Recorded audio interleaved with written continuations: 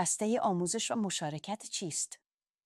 اسطه به‌وت یک کمک دولتی از طرف دولت فدرال آلمان برای خانواده‌هایی با درآمد پایین است.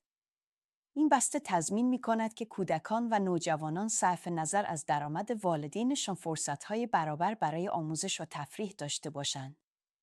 با کمک مالی اضافه‌ای که از طریق به‌وت دریافت می‌شود، کودکان می‌توانند مثلا در اردوهای مدرسه کلاس‌های ورزشی یا آموزش موسیقی شرکت کنند.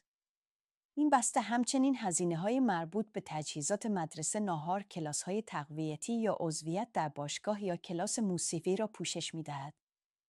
بسته به محل زندگی و سن کودک ممکن است تا حدود 1700 یورو در سال برای هر کودک قابل دریافت باشد.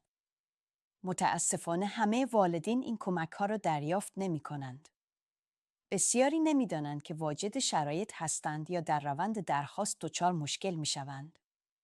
به همین دلیل مشاوره به‌وت وجود دارد. لطفاً با ما تماس بگیرید. ما با کمال میل به شما کمک می‌کنیم.